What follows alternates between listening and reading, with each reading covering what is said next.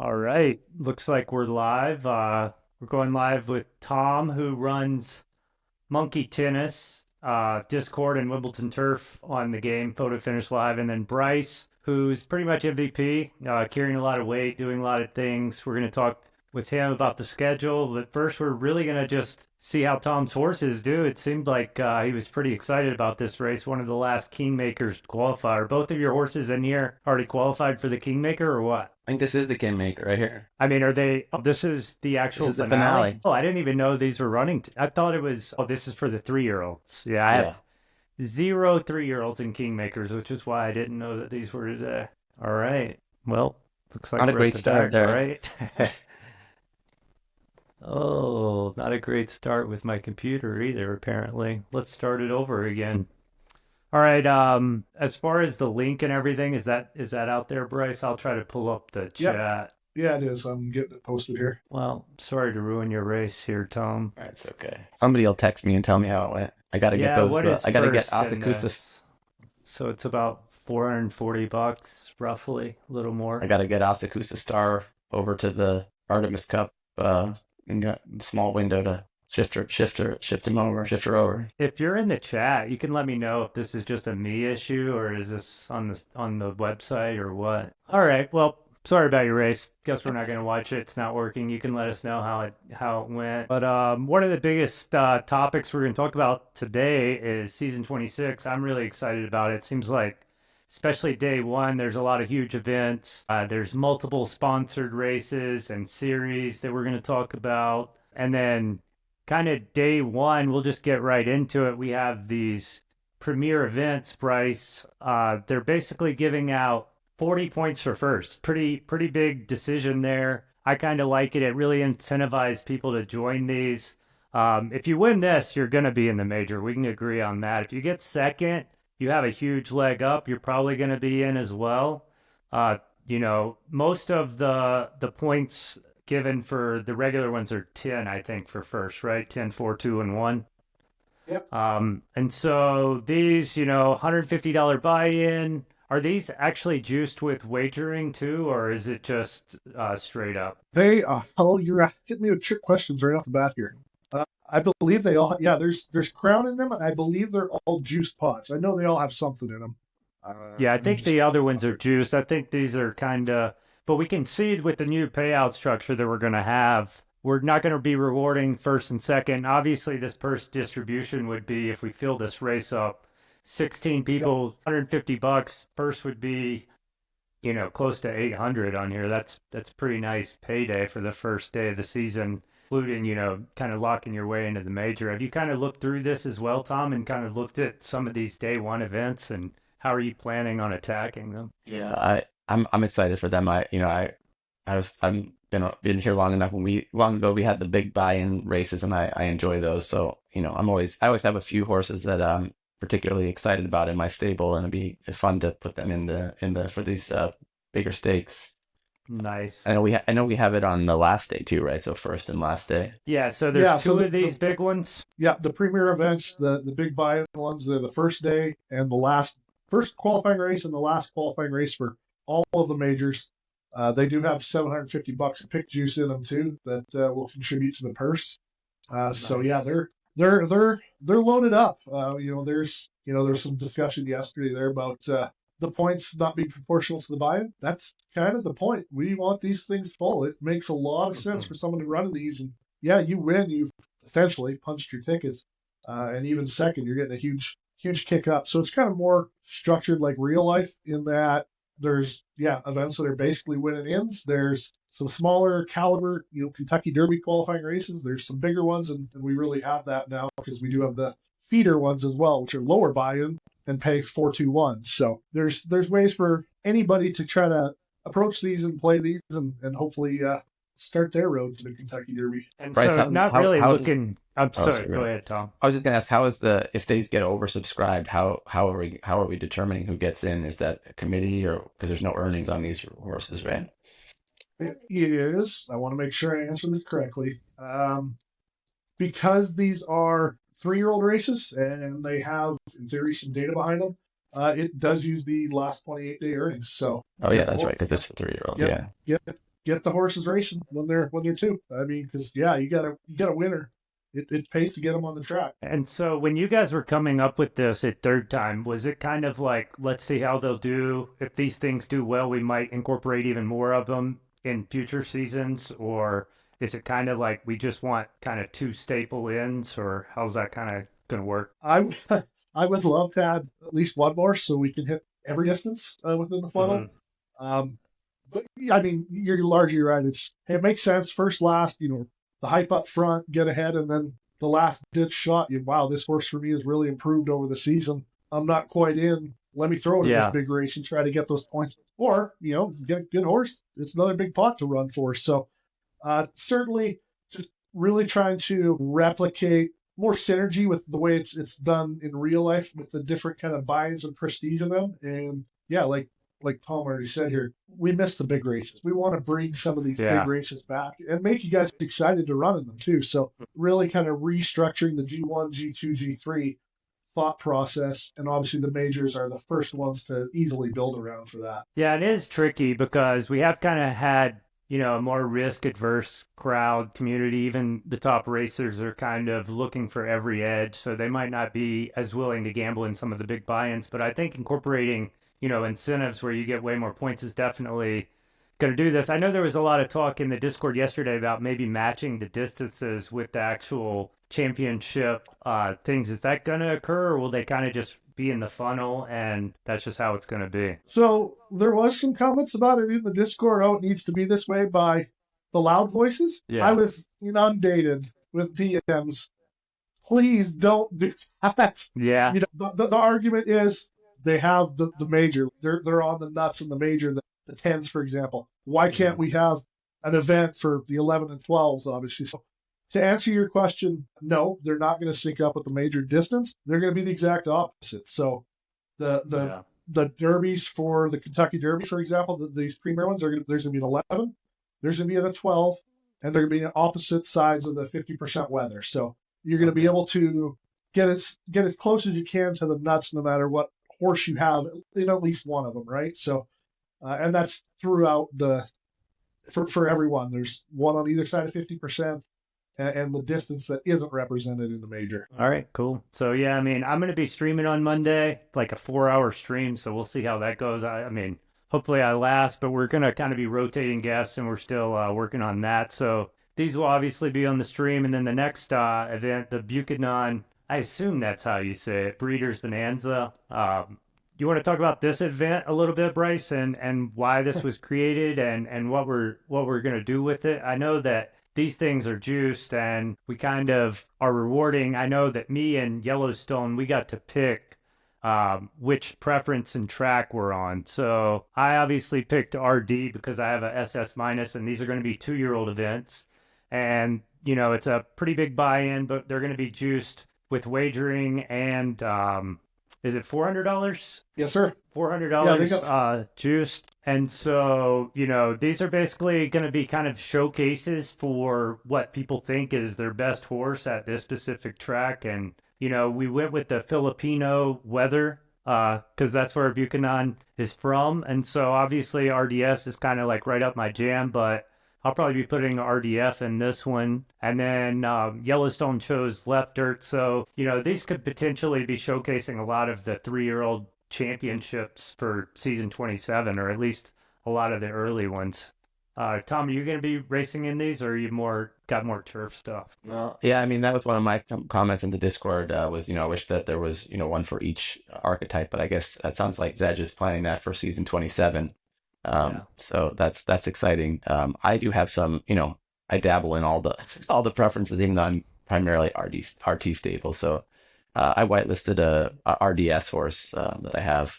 I'll probably be facing all your big SS minus monsters. I just have one, and I don't think I'll pull it up on stream. I don't even think it'll be that great. But the reason that I kind of am looking forward, it's 4.5 stars basically. Um, but if you look at kind of the underlying stats, the race stats aren't very great. But what I am excited about is the heart. Like, I know through Thorny Rose, this heart could play big, especially since this is a graded race.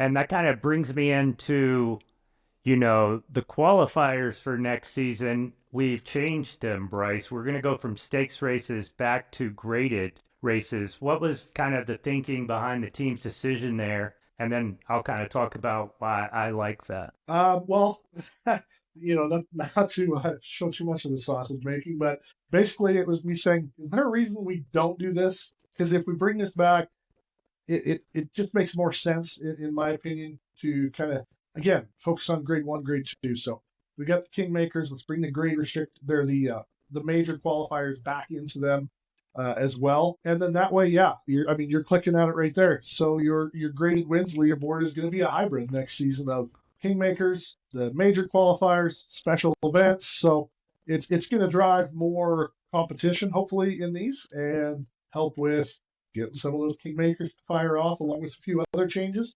But it's the premier playground is what I like to call it. Like, this is where the best of the best horses should be racing daily, every other, as much as possible is in these premier playgrounds. They're trying to have, we got almost all of them are purse subsidized with wagering.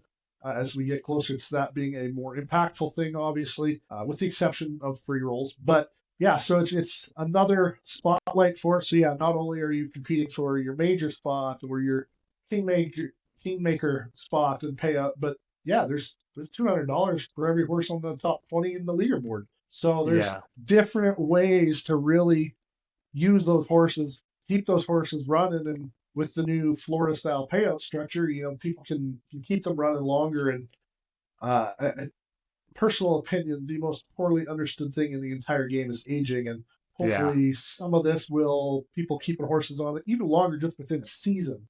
People will start to crack that nut a little bit. Yeah, I was talking to Tom about this the other day, like just the 4-year-olds and what are the incentives to keep them on. And I really actually agree with you about the aging, because a lot of the series that we have going on, I've actually experimented more than I had in past of keeping 4-year-olds, 5-year-olds out there.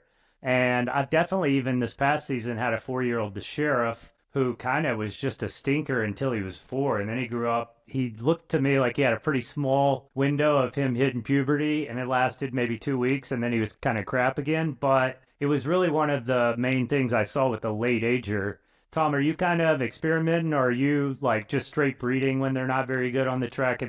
What have you kind of seen with the age curve, and what do you kind of expect to see? Yeah, I mean, the biggest thing that I tend to see is I tend to hold on to horses from 2 to 3. I feel like in my experience I've seen a lot of big jumps. Like, you can look at Asakusa Star, who I think was second or third on the Artemis Cup qualifying. She couldn't do anything as a 2-year-old, and as a 3-year-old really blossomed and won a lot of qualifiers. So I see that a lot. I definitely have a few that have kind of blossomed later at 4, but to be honest, most of my horses are retired by 4. I usually have a different different purpose for them by the time they hit that they go later on in their life. And a lot of that is because you have pretty much top horses S plus. You don't really have a lot of S minus A pluses, right? Correct. Yeah. So I really feel like that, if you don't really have the breeding incentive, obviously you can probably learn a lot more about the horses and the aging, because you're going to see the full life of them.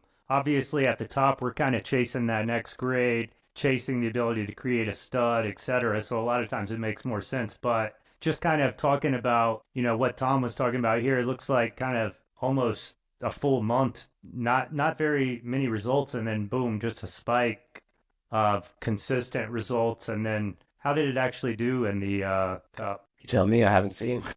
Oh yeah, I guess that's tomorrow. Never mind. Oh yeah, no, it was just in the Kingmaker just a second ago. Oh, it got Third third. place. You got third, and your other horse got 7th. 120 bucks for your efforts, and good luck to you in the Artemis Cup. So, one of the things that I like about when we're taking these qualifiers now to the graded races, obviously we're going to see this leaderboard. The leaderboard incentive this month was basically Kingmakers only. We're the only G1 to G3. So we see that 3 wins is pretty much locked into a $200 payout. Obviously, for the next, looks like the top 9. So the next 11 spots will be that 2200 will be chopped by pretty much all the ties, which looks like, I think last I checked there was about 40. Yeah, so 39, about 30 horses are going to chop up 2200 unless some of these win Kingmaker to get to 3. But next season, we're probably going to see numbers in this range that are atop the leaderboard, because a lot of the stakes races and races for the qualifiers are going to now be graded. And one of the things that I like about that is I've got horses, and I think this Hawk Wild is a good example. It's a 2-year-old SS minus that have done really well in the Kingmakers. And in the stakes races, it's basically no-showed. And so one of the things that I think when I see stuff like this, especially early on doing really well in the biggest races, is that heart is really playing factor in these big races. Whereas in the stakes, it might not matter as much. And so I'm kind of excited about that. I think that this thing probably has big heart. Obviously, that's just kind of a theory of mine and something that I look forward to testing, seeing if this horse will do better, in the qualifiers next season, since they will all be graded races. Do you kind of feel that way as well, Tom, or how do you think heart works with stakes versus graded races? Yeah, I mean, I definitely think we see a difference, right, when I'm talking about the majors. So then I guess the question is, how does that, play down into graded races versus just stakes, and then I don't know where we landed on with the size of the field, whether that contributes or not. But I mean, we definitely see the importance of heart playing out in the biggest races. So I think it makes sense. It'll be interesting to see what happens with all these extra graded races. Perfect. Yeah, and so I think like one of the next things to kind of talk about that is added. I mean, one of the reasons we're having this show today with Tom, with Bryce, and me is to kind of go through all the changes, because we're getting pretty much a whole reconfiguration of the schedule. And so it's really important, especially these first few days, kind of figure out what's going on, kind of where you can attack, where your horse is going to fit into this new meta. And so Exotic Ridge is from Blue Exotic, and they basically built this new race series for 5-year-olds, and it looks like it's an allowance style. I was looking at the weights today. It looks like it's standard allowance type, and this is kind of trying to inspire those 5 to 8-year-olds to kind of stay on the track. I think that they're $700, Bryce, and they're all the preferences except for left and turf. $67 to be exact in each of the free rolls. Okay, and so it'll be just like all the other qualifiers based on the points from all the races. Yep, they'll have the standard 10-4-2-1 scoring for each of the qualifying races. They're all 800 Derby entries, so not a high dollar amount to play. But yeah, Andrew was pretty set on wanting to kind of revitalize the 5-year-old series, and kind of came up with this to use to implement it. So it'll be great to see kind of how this flows, how the interest is. I know I've got, again, a bunch of people that have said, wow, this is instead of parking at 4, I'm going to be racing at 5. Yeah. And, we understand there's that meta out there for significant portion of horses, they'll say, So it'll be really interesting to see how this plays out. And I mean, this is just one example. There's plenty of other ones, but I mean, kudos to the track sponsors. Obviously, Zedge leading the way, but it's kind of put a spur under some of them. And I think we got 3 tracks right now that are sponsoring something next season, and there's probably another one coming here as well. I know there's 2 more events on Celtic Monkey that we haven't announced yet that we're kind of dripping out, and then another one potentially coming on a different track as well. So. It's a lot of fun stuff. But yeah, this 5-year-old one will be really interested to see what kind of horses are competing in it, and he really went after what's the high population rates. How can I still have a good paying free roll, but really kind of target the most horses possible. And that's also why it skews a little bit shorter in the finals. I think there's 7 furlongs off the top of my head, because it's kind of skewed towards, again, population. There's or sprinters, and there is marathoners at those grades, that age kind of thing, just based on the way they ran anyways. So that was, a lot, big credit to him. He came up with that. This is the idea. This is what I want to do.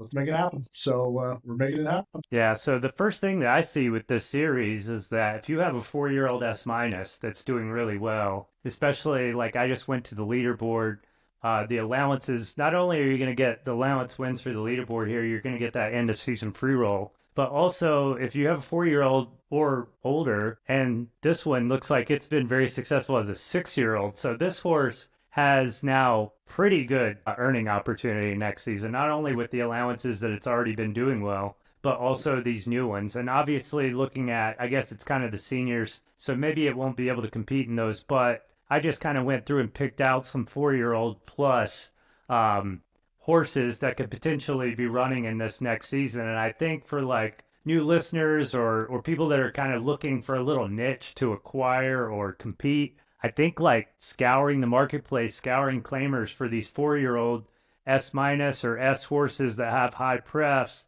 that have been pretty consistent and still running strong, people might want to kind of offload those before, their older season. But now I think that that's kind of like a good little area to kind of look for. And Tom, you're always in the marketplace. I feel like one of the things that I love about you from the very beginning is if anyone, when I first came in, and obviously, like if you're new, you're trying to do deals, the best way to do that is to make friends in the community, Discord, etc.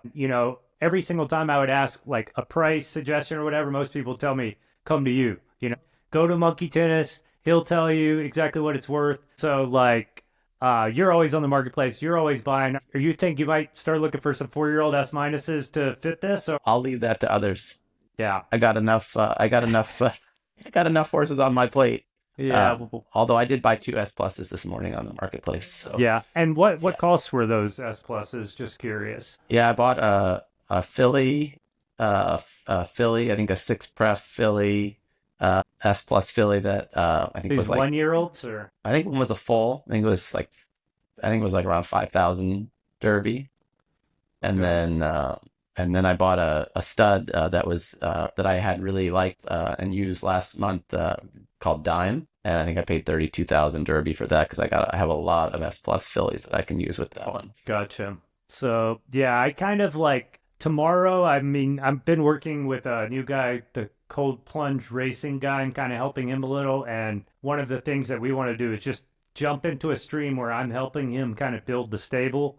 Um, and I really kind of always tell people target these 1-year-old 70 to $200 price range. I always feel like those are good gambles, even if, they might not look the strongest. We've definitely seen horses that just kind of get really good rolls, and you don't know until they hit the track. And so, for the risk versus reward, like if you buy one of the horses, like you're talking about your 1-year-old S plus, I guess this is the girl right here. So you actually have to wait an extra season to race it, but we'll look at this and you can kind of tell us why you bought it. I guess it is your stud, so you kind of know that horse very well and what it can do. And then, That was the stud I actually bought after I bought this oh, horse. I see. Yeah, and that does look like a very nice stud. They only ran it one time. One for Um, one.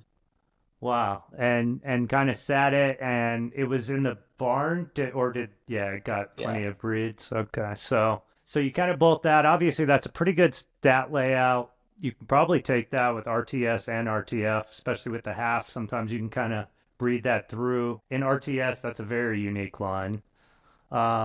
And then tell us about the broodmare and kind of why you bought this specific foal. Yeah, I can't remember. I think it was, I think I'm looking on my phone, so it's hard for me to see, but I'm pretty sure it was related to looking for stayers, looking for horses that can get 10 furlongs, I think Yeah. was the thought there. Yeah, we can look Uh, kind of at the SS minus stamina in both horses, S plus finish in both horses, and then also the high heart kind of floor. And so I'm sure when Tom's looking at this, he's kind of looking at the floor or the median, as I call it, of all the stats.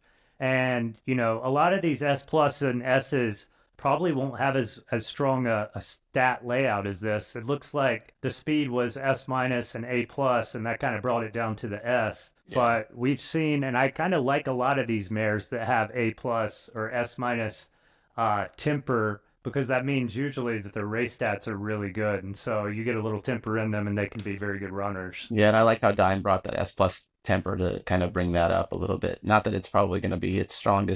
strongest stat, but hopefully at least, I'm trying to avoid bricks of a certain stat, trying to avoid, something that's 2 subgrades below, where the horse is graded at, because Mhm. usually that's really kind of a death blow. But the way I look at this horse is this horse going to win me a major? Probably not, but I think it'd be a good brood mare that I can use, and hopefully, build the prefs up as we go along, pretty cheap price. And like I said, I ended up buying the stud afterward, because I actually sent a couple of my own horses to him last season. So and then I was looking to see how many I could use with him, and it was quite a bit. So he's got some pretty nice stats to work with. Were you doing this on your phone? I know it's kind of a funny running joke in photo finish community that Tom does so much on his phone, including this interview. And so obviously I'm always using my desktop, but did you get to the desktop to analyze this one, or was this on the phone? All from the phone. Wow. That's Hey, incredible. I got to shout out Zane, man. When we first started using his tool, he couldn't use it on the phone. Now it works great on the phone. Oh, So okay. I had to transition back to the desktop for a while, but I can do most of my breeding from the phone now too. Nice. Yeah, Zane, he's extraordinary at all that user stuff. All right, cool. That's a little insight into, what I think has kind of high upside for the purchase price. You know, worst case, like if you're a new person, obviously Tom's going to breed that no matter what. But if you're a new person and you kind of wanted to race it, you could take it to 7,500 claimers. You could run it in its first maiden. A lot of times, if they don't have good odds, you can kind of get a glimpse that maybe they're not that strong. Maybe they'll be a claimer or a benchmark horse. But I generally tell a lot of the new people, like, to buy a horse specifically like the one you bought. So it's really cool to kind of have that on stream and kind of go through that.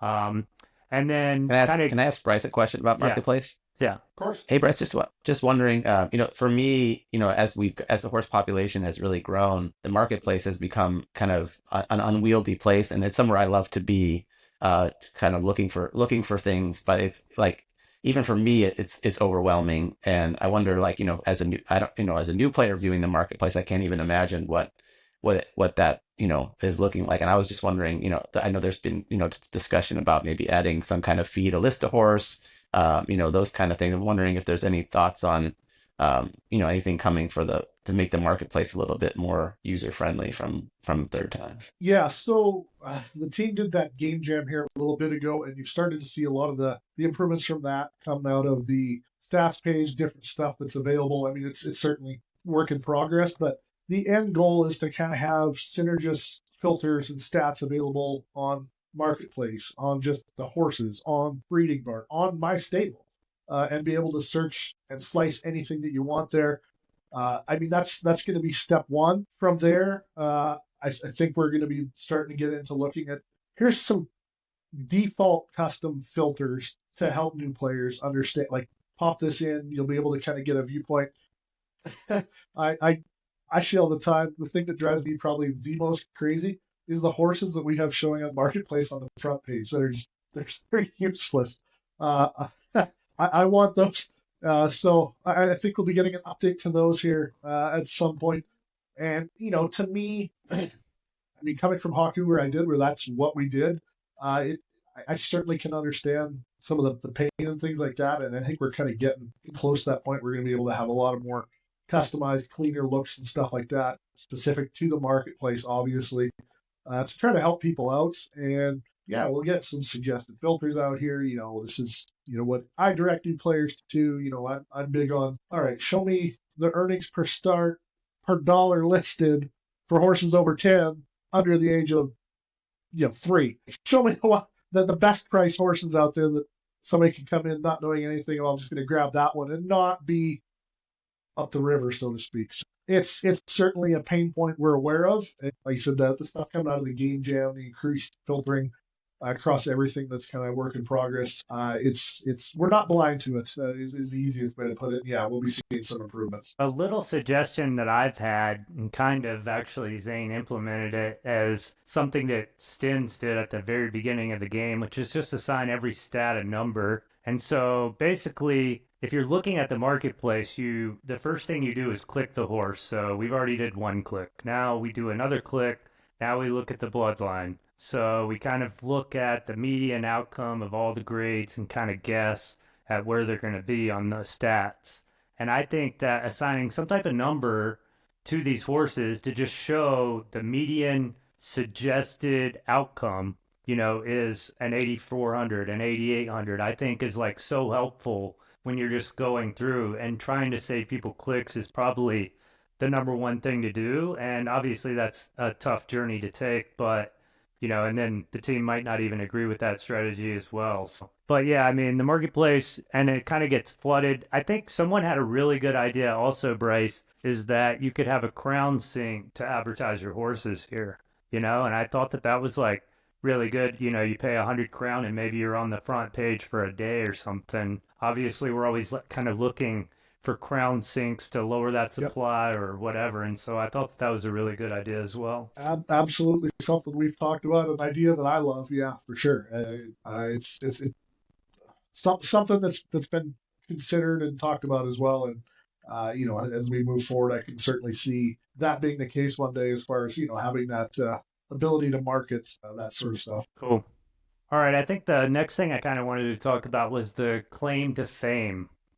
This is a new addition that we've seen. Let me close out some of these tabs. The claim to fame. So for the juvies, that's 27K. For the 3-year-olds, that's 36K. I think like me, a lot of the people kind of at the top end kind of been clamoring for these higher claimers, rather getting away from kind of the leaderboard racing and just having alternate avenues to enter $30 races where, your horse can get claimed for 350. And I think there's already been 4 or 5 claims at these different levels. And I think a few people have even posted on Twitter. I think Andre Drummond or whatever, Blue Exotic, actually lost one in a claimer that is now winning at stakes. And he replied to that person, "Why do you hate me?" Basically, because the guy was gloating Yeah. that he got his horse in a claimer and it's already doing well in stakes races. And, who knows what it could do. It's 3-year-old Yeah, season if it's 2-year-old. So. it was Isn't Art, I think, that claimed it. And I'm going off memory here, but I think it's won its first 3 races, including a couple of Kingmakers. And yeah, that's good to see. Yeah, and that's really the whole idea behind claimers. I haven't really been a horse fan in real life, and claimers, when we first started the game, I was like, what the hell are claimers, And I've really just became a fan. And like for new stables, I think not only, on the leaderboard, being able to kind of ride this claiming leaderboard and make some extra money, but just the general progression from 400 Derby, 800 Derby to 7,500 Derby to 36K Derby, I think is a really good progression to kind of learn the game and kind of buy horses at the very cheapest that might have a 400 win and just try it in an 800. If it doesn't win, a lot of times you go back. And then the more you win, sometimes you just keep going up. You might turn a 400 Derby horse into, a 7,500 sale for yourself. You're looking at like 10, 20x type of ideals, but also, you got to keep in mind that these aren't really the best horses in the game. Obviously, with these new claim to fame, we are going to see some of the best horses in the game get claimed and then kind of rise from the ashes. So I really like what Zedge has done here. And there's more incentives as well, right? Like the top 6 get something. Is it a breed incentive? $50 breed credit. Yeah, $50 breed credits. Half of them coming from Celtic Monkey, half of them from Blue Elder, and yeah. So I love claiming races. I love these big ones here. We were needing to get a little back end functionality on our end Mhm. to get the higher ones that don't count against the leaderboard and things like that. So the timing worked out perfectly. He had a fantastic idea, put his money where his mouth is behind it there, and they've got the free roll at the end of the series. Next year, it does at least, has the free roll kind of at the end. So certainly something to strive towards for the big claimers and get to there. And, you talked about the leaderboard structure, the claiming races under 7,500 Derby. It's a great onboarding tool. We saw literally today in Discord, there was a guy talking. Yeah, I'm started out here low budget, got a couple for 400, claimed a couple for 400, won a couple races, had him claim for 1,200 or 2,500, and is building up his budget that way to kind of climb the scale. We saw horses, I think it was yesterday, it was definitely in the grade restricted series. We had horses that were claimed for 1,200 Derby that got, I think there was one that got second in one of the majors In the majors, yesterday or the yeah, day I'm before. pretty Yeah, sure. Yeah. Yeah, I 1,200 think it Derby. was There an was a RDS actually. yeah, there was a 7,500 Derby one or a 2,500 Derby one, I think it was, that got fifth and won $500. So there's a lot of opportunity there. I think the one thing that's going to be tough for new players is taking that leap. Okay, I claimed Mhm. this horse for 800 Derby, and it killed everybody. and it looks great. Do I run it for 1,200, 2,500, or do I go throw it in that stakes race? Do I see what I've got? And I think as we get more stories like that happening, people will see that, and we're going to just, I mean, there's going to be more and more of them because, yeah, some of the big stables, such as yourselves, I mean, you throw a horse in a claiming race down there that isn't on the top of your priority list and just happens to be a little better or ages in, it gives them that route to play. But yeah, no, definitely glad to see the big claimers back. We had to clean up the stuff on the back end there because I do think that kind of onboarding series needs a little bit of protection. And I know plenty of loud people disagree with that, and that's fine. But yeah, I'm excited we got the big level claimers back in, and I'm still skeptical on how many are going to get claims. Yeah. I've told Zeds that, but hey, if there's some going out there and some good success stories, hopefully it'll lead to more of that. So it's great to see. I'm big How do fan you of them. approach these claimers, Tom? Do you run a lot of your horses in them? Are you looking to claim horses? Yeah, I was pretty excited about this whole idea from Zedge. I really give him a lot of credit. We're always talking about how can we get parked horses back on the track, right? I have, in my stable just tons of S plus horses that just don't make the cut, right? They can't win a stakes. Maybe they can compete in some benchmarks, but they're not a ton available. So I really feel like this has opened up a great avenue for me for a lot of horses that were kind of just parked. And so I've been trying to support this as much as I can with a bunch of my S pluses and getting them in. Unfortunately, I think we've had a few cancel, and I hope that will change as we head into next season. But I have a couple RTs on the leaderboard for Zedge, and some of these horses that I'm putting in there are high pref and S plus, great breeding pedigree. So certainly, I put some juvies in. These horses could certainly become something that would be a major contender the next year. I know Given claimed one who won a Kingmaker at 8 furlongs yesterday in RT. So I mean, I think there's opportunity. I mean, for somebody to pick up a horse that could really do something. But I'm really excited about these. I love racing claiming. It gets a little bit challenging for me with my stable size to be down there and running into 4 and 800s. But having a higher entry and getting some of these horses that I had benched back on the track is pretty exciting. I mean, the thing I like about this game the most is being able to watch my horses run. And so it's always sad to me when I have, looking through my stable and I have all these horses sitting on the bench. So anytime I can get another horse out on the track, it's another race I get to watch and, see how I stack up with other owners around here. Awesome. Yeah, I think these 27K juvies will be day one, right, Bryce? And I think that is something that Zedge kind of added. Something that I've kind of talked about for a while is I'll definitely be entering these 27Ks day one rather than some maidens with some horses that I think are kind of tweeners, whether they could be a competitor or the stud kind of, maybe I don't have a lot of mares to go with it. So maybe I'll just throw them in here. But I think that those are some of the best places. Obviously, if you're a beginner, trying to claim something at 27, 30K level might not be the smartest way to dive in. I think it's really, part of the claiming game is kind of learning it. So kind of starting at the bottom and really progressing and learning the difficulties of each level and the types of horses that are winning there, along with looking at the odds. Like we're looking at this one right here. It's a juvie. And the first thing that I look at when I'm looking through these claimers, if I'm looking to think about claiming, are the odds, especially if they don't have a lot of horses or a lot of races ran. So if this was just, let's imagine there's no races ran for any horse. This is day one. Obviously, this 27 claimer, but let's think about it as like maybe it's a 2,500 claimer. Well, I think some good gambles usually are just trying to pick the lowest money line horse.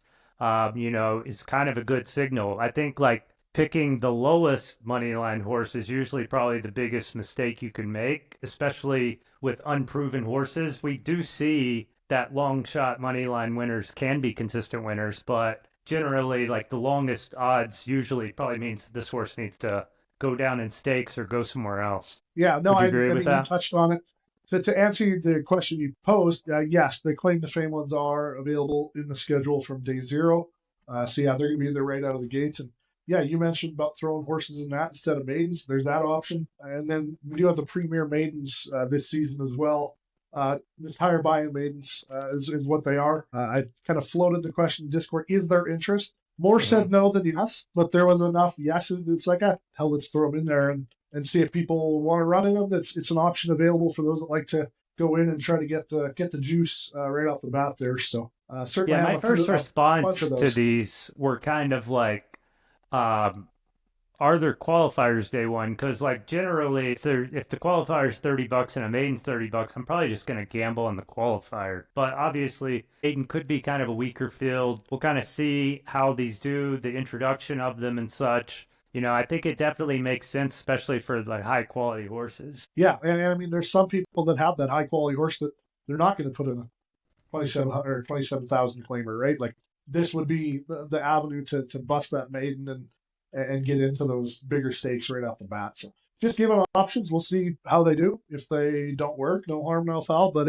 there seemed to be at least enough thumbs up on there. I'm like, I'll throw them in there and give it a try. All right, and that kind of brings me into the next ones because we're going to kind of look at some qualifiers here. The team decided to kind of chop up, obviously, the same amounts giving out in each of the grades, but what they're doing is now running the grade restricted free rolls 3 times in a season.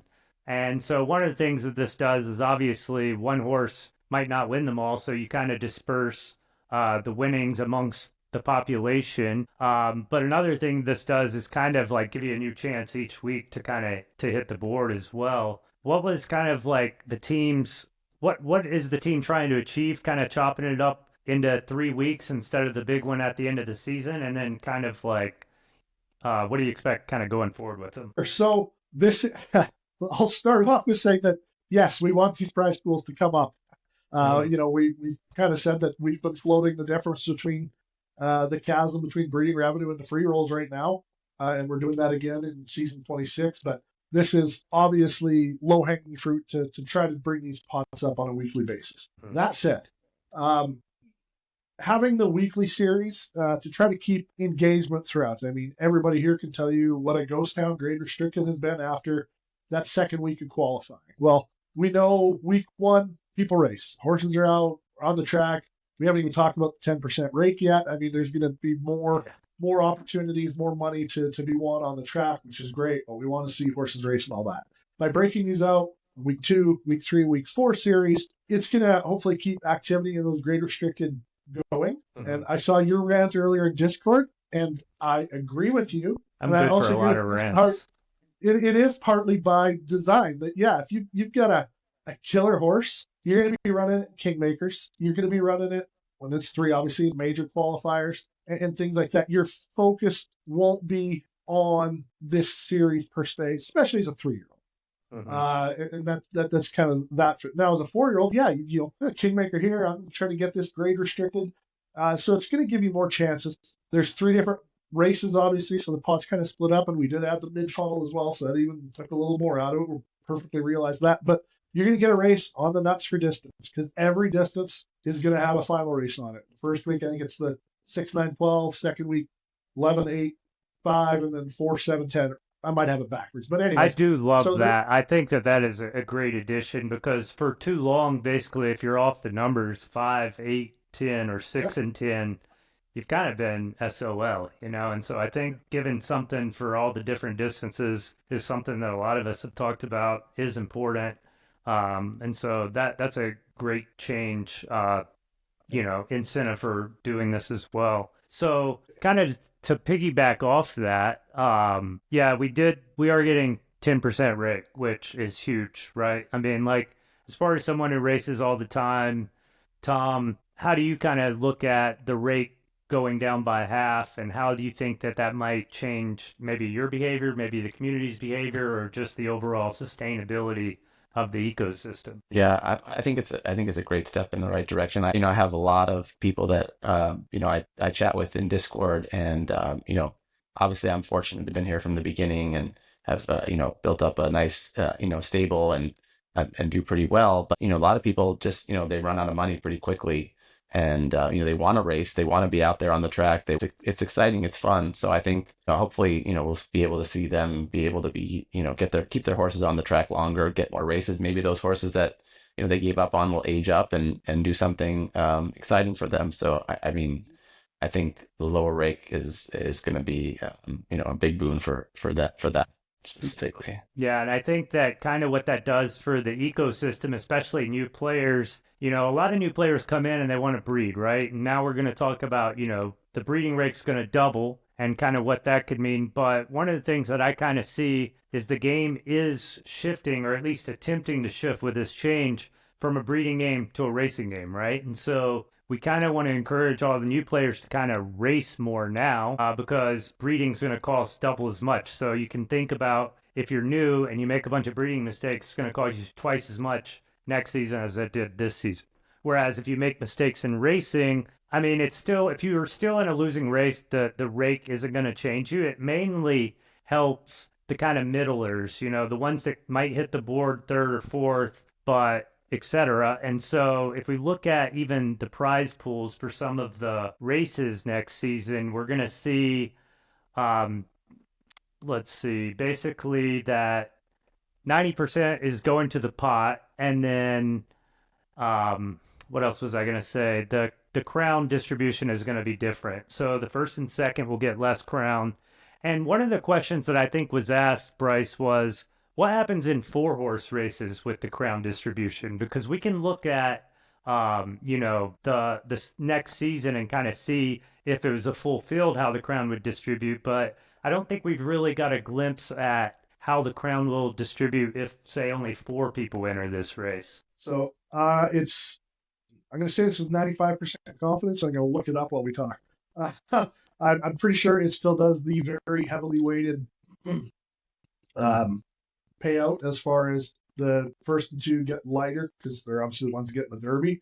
And then the other fields get significantly more. But give me 2 seconds here and I can find the race. It looks like if this was a full race, first would get 1% of the crown allocation. We can see that 88 is the total crown allocation, and then second would get about 3%, and then each one after that would get close to double that, 6%. So I was just wondering if kind of those odds change, or is third and fourth just gonna basically get all the crown or whatever. But I think that's something that you can. Third and fourth are going to get basically all the crown. To answer all your the question. crown. Okay, so basically, if you miss the board in these 4-horse races, you're going to be really incentivized with crown. It sounds like at least paying for the rake. Yep. And I think like a lot of us, or at least me specifically, kind of root for the day where a rake is 0%. And I mean that effectively. Like I think that if we do get wagering to take off, you could even raise the rake back to 20% if you have a big enough handle to pay that and kind of make it rake-free racing. I think that is a goal that we could try to get to.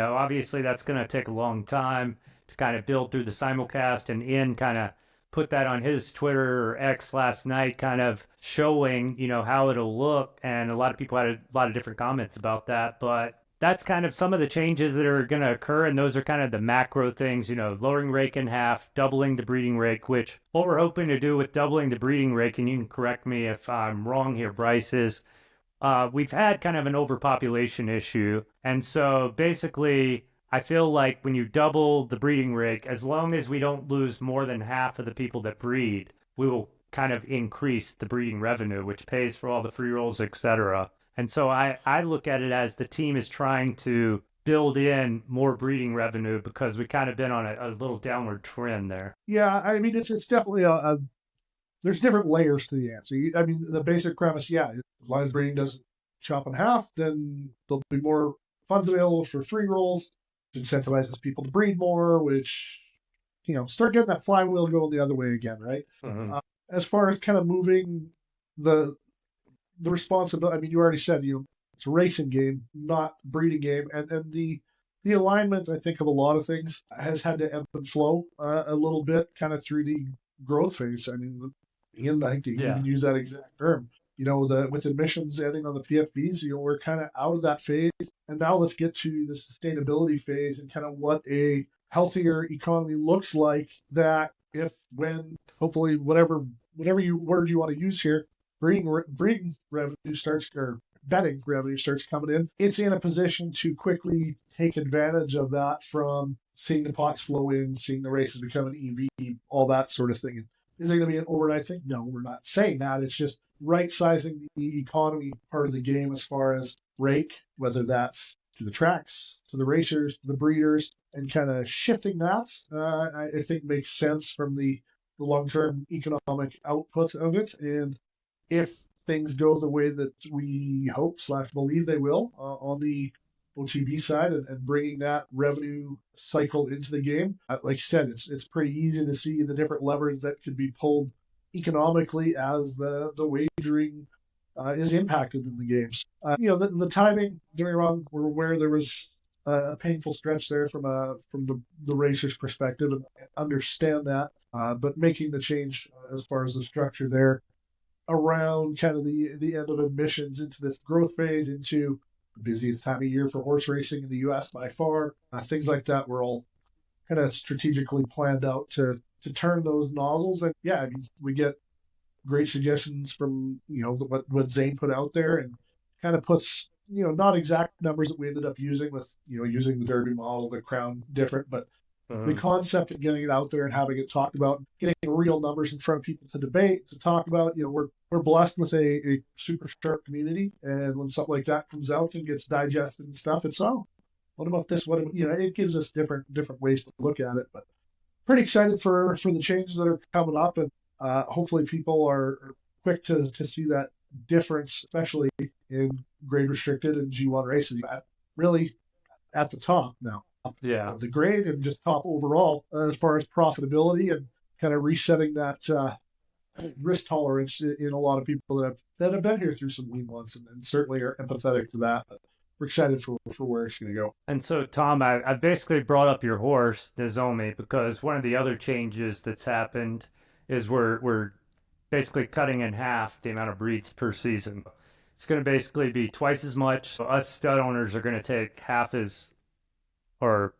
of whatever is paid. Previously, we were getting, 75%, I guess. But Nozomi, and what are kind of your plans for how you're going to approach the breeding differences? And then it looks like, Bryce, you could correct me if I'm wrong, but there's not going to be a price change in the first 12 hours. All the studs are going to need to be locked before we begin. And then Correct. Is it one or just multiple price adjustments between that 12 and 48 hour period? Because it looked to me like it's multiple, but I don't have a definitive answer for you. I Okay. asked it earlier, but Ian's out. I yeah, I don't know the answer. I will get back to you, and we'll put that out there. But I was yeah, trying to get that earlier, but he's got some personal stuff he's doing today, so I don't have a definitive answer on that yet. But yeah, it'll lock after 48 hours that is the price. And I will emphasize again, I think I put it in the TLDR.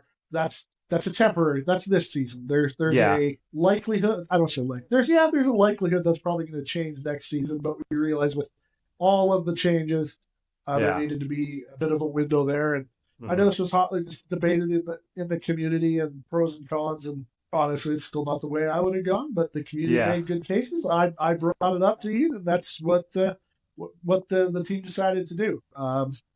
And I always do that, whether I agree or not. If there's well thought out answers and stuff, hey, here's the argument for, here's Yeah. the argument against, and what's the best decision here. So that's a little window into So the how are you process. approaching this, Tom? Yeah, so I mean, Nozomi was my first SS Mice homebred that I had put in the barn. Sold out 35 covers, 16 of which I took, as you probably can see. And I have obviously lots of S plus mares that can use him. So I will be trying to find the right balance of pricing where it's gonna try to minimize my costs, but also make sure that I'm able to he doesn't sell out quickly, so I'm able to get my covers in. So I think it's going to be trying to strike the balance, and then obviously it depends on what I do with my other SS minus that I have coming, whether they get retired or not. What I'm going to do there, but it's I think for the majority of my my less desirable pieces S plus, I think we'll probably just kind of leave them low, and I think it's going to be, I think we're going to see these premium type pieces. We're going to see the stud fees go up. Yeah. Because I'm gonna make sure that if there's 18 covers on Nozomi, I'm going to be making sure I try to get at least half of them Yeah. myself. Cool. Yeah, I think I'm kind of approaching it the same way. Obviously, most of the blood that's been in the barn, unless I think it's highly valuable, we'll probably just stay the price. And then I think like with all the new additions is kind of where we're gonna be testing, what will the market be, what will people pay, etc. And so another question, Bryce, is how will the prices be adjusted? Because one of the things that we're doing next season is S minus and A plus are 3,000 minimum, and then below that is 2,000 minimum. Do you know how the team's going to approach either repricing all of the studs that are already in the barn, or how that will work? At this point, I believe that we are not going to touch any of them. If people want to adjust them down for those that can go down, they can do that. Okay.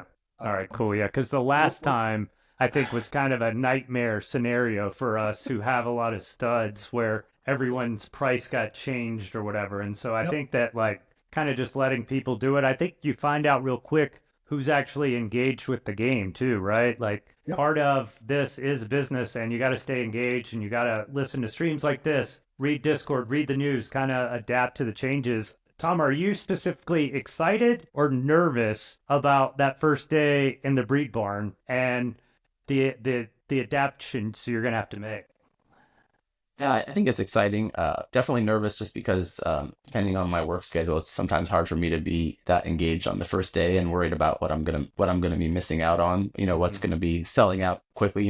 It's been, you know, last 5 or 6 seasons. There's just been only a very handful of horses that tend to go quickly, and so definitely gonna probably be worried about some FOMO there. And I think it'll be very interesting to see the behavior on that first day compared to what we've been seeing.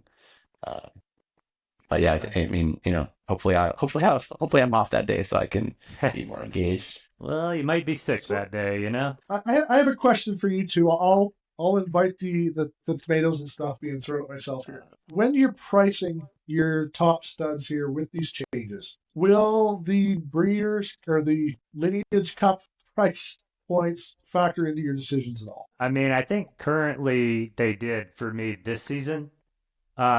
Really, like you never know what kind of stud you're gonna have as far as the stat reveal. Like I've seen really good racers just have kind of mediocre stat reveals, not really get a lot of action. I've seen the opposite where they don't win, they have really good high stats. So I basically played for the Lineage Cup the first few seasons. Now the last 3 seasons I don't think I have, but I've kept some of the horses like this Boss of the South that I definitely would have put in the barn previously for the Lineage Cup. But next season, I don't know. To answer your question, I don't think that I will. I mean, the Lineage Cup has changed a lot from where we began. I mean, 8,000 crown when we first introduced it, I actually have been a perma bull crown, so I was kind of expecting, that to be a $10,000 race. Obviously, with crown market the way it is, I feel like the Lineage Cup really, I mean, we had $300 breeds to enter it, and it looks like first is about $400, I think, at the current prices. So,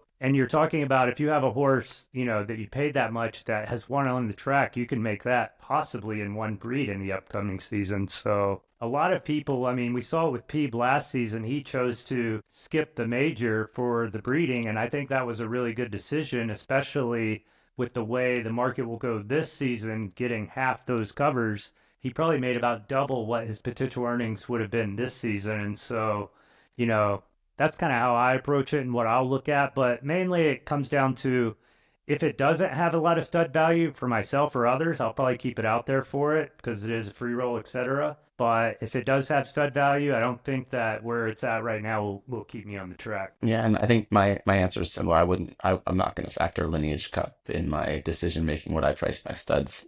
I just don't think at this point it's relevant enough to the what the horses can earn. I think I have one horse I left up this year for Lineage Cup instead of breeding, and probably could have made more money just putting him in the barn. So Yeah. love to see like I love the idea of Lineage Cup, but would love to see something more along the lines of a Breeders' Cup type. And dominate your stallion, nominate your horse, and those pay a fee for that. As opposed to this kind of situation where we saw this arbitrary Derby.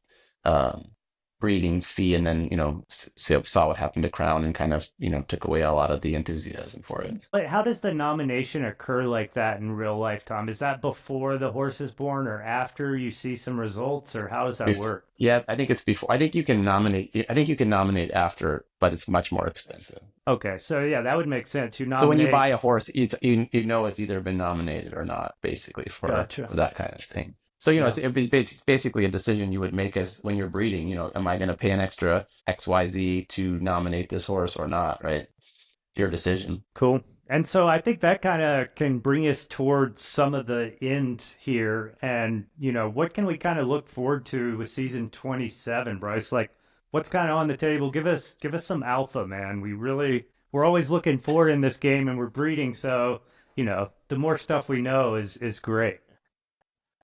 Well, we're not even season 26 yet with lots of changes, but yeah, there's definitely a few things kind of, I don't want to say being worked on, but a few different levers that we can look at. I know there's been plenty of discussion about allowance weights and kind of I'll say, perceived impact of them based on the weights.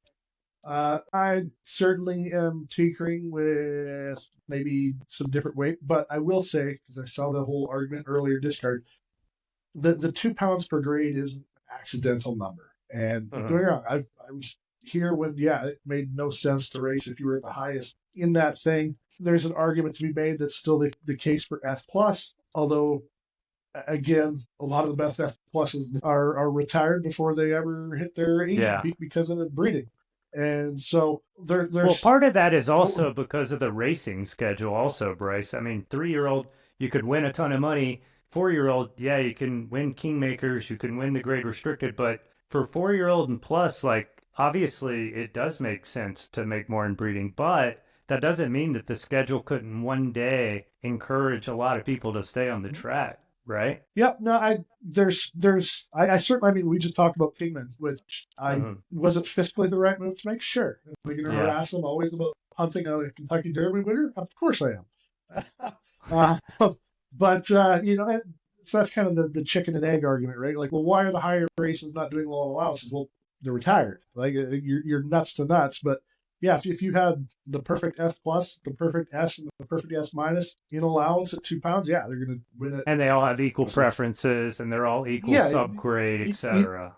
Yeah. And they're all the same aging points, and they're all at the right like there's so much, for lack of a better term, noise that goes into every race that it's hard to do it. So I understand the perception around the 2 pound weights. Any adjustment kind of to and from that kind of skews things the other way. Now, is that bad? I don't know. I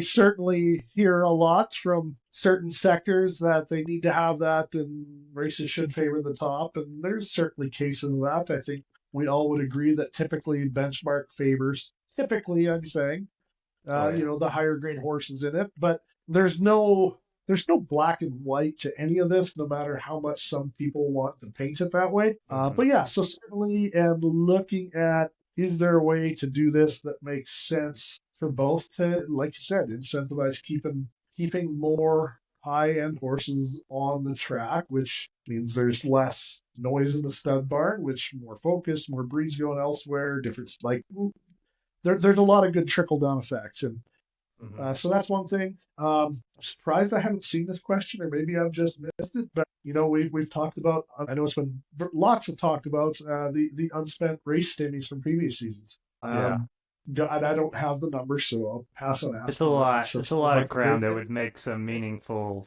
I don't think it's insignificant. Yeah. I don't think that it makes sense to roll it out this season, and that's part of why we're not, with the rate getting cut and all the other things going on. But that is a potential short-term, somewhat midterm bump that is available. Now, whether that's season 27 or not, I don't have the answer. But that's something out there. And then with a lot of these track-sponsored races, I think we're going to see, I know we're going to see certain people kind of pushing more and more on those. We'll see what happens in the track wars in the upcoming season as far as ownership of the tracks and stuff with that. So to me, it's been I think it's fair to say, and pretty much anybody would agree that things were stale there, and kind of the bidding war that was between Celtic Monkey and La Jolla that then rolled over into the stables and Dark Star with Blue Exotic coming in. There was a lot of fun around it. There was a buzz. There was a palpable buzz in the air, right? So Yeah. and then all these series are kind of building upon that. So we're excited to see where that goes. We still have the coin sponsorship opportunity there for track owners, and I know that meta's a little slow right now, but you never know when one's going to pop up on there that makes sense for someone to sprinkle some steamy juice out there. But and we're always just trying to make improvements to the schedule. This season's was it was Speaking of the schedule, Bryce, this is actually sent to me by Carter. Great. I think it's really awesome that you guys give us the schedule early. Obviously, we clamor for it earlier and earlier every season. But one of the things that we saw in the schedule was that maybe it was based on previous seasons' qualifiers, and it was kind of loaded early with races where mid-season maybe about half of that. And so I think one of the big questions was, kind of like, how is the team building the schedule? The grade restricted free rolls are now weekly, so obviously that's probably going to need to be fine tuned. But then also just like, was this just a bug that will be fixed, or what kind of happened with that specifically? Yeah. So I mean, I said as soon as it got flagged that it doesn't look right, it's going to be fixed, and I haven't done it while I've been on stream here because I don't want to break something, but I'll be pushing that fix here shortly after, or the first version of the fix shortly after. Yeah. And what is the version of the fix, and what was broken? Well, think back to first week of this season. What's the bitching point? There's not enough grade restricted early on. Oh yeah, there's so no you way kind to of race our flooded horses. it. So we put the races in there, and then I mean, you guys play. You see the grade restricted has died down significantly through the season, both for juvenile and for the 3+. So it it kind of based on that trend to hit the fill rates. Now, is the fix to still have those races here, especially with this change? Absolutely. That's why we push it out here. And kudos to the community. I mean, y'all went through this with more of a fine I did. Detective Carter did. Hey, you caught something today though too, and Given caught something, and I mean there's a difference between something you don't like and a bug, and something like this obviously is a bug. Yeah. Well, I have plenty of things I don't like, but I don't find the bugs really until Sunday. But I mean that's the difference, right? So yeah, we got a bunch of races that are being added for each of the grade restricted 3+ and 2+ in specifically weeks 3 and 4 were lighter than they should have been, but again, look at racing this month. It's not hard to figure out why it was that way, but yes, we want to give those opportunities. So that's being fixed. Like I said, there's a handful of other kind of bugs and tweaks and stuff that got fixed here, and those will be up shortly after we get off here, and I can pay attention to not hit the wrong button and break everything is what it's on next. Cool. All right, Tom, you got any closing words for everyone? No, I appreciate you having me. I've been here since first beta 1. I haven't missed a day of race entry since then, and I think that just shows what a fun, addictive game this can be. So I appreciate all the work that Bryce and the team does to make us, give us more races to have. And Mike, I appreciate you getting the word out to the community with the stream. So thanks for having me. Cool. Yeah, thanks again, Bryce. Just tell the team big thank you too. We probably don't say it enough. Obviously, we always come with our criticisms and things that we wish would be going on. But, thanks for all the changes for next season. Thanks for the early schedule. Obviously, I'm going to try to do maybe an impromptu stream tomorrow, kind of seeing how that goes. But tune in Monday for sure, where we have the live stream for 4 hours of all these big events that we've kind of covered today. And Bryce, you got any final words for us? Nope, just appreciate everything you guys do and everybody for tuning in. The passion of our community is something we absolutely cherish, good and bad. Yeah, I mean, you don't get that emotional feedback without kind of touching on our heartstrings with the game. And so I think that no matter what, whenever any of us get too upset, I think it's important to kind of think about, oh, I'm getting upset because I really care about this. So, that's kind of like the underlying positive of all of it. So cool. Thanks for tuning in today, and till next time. Later.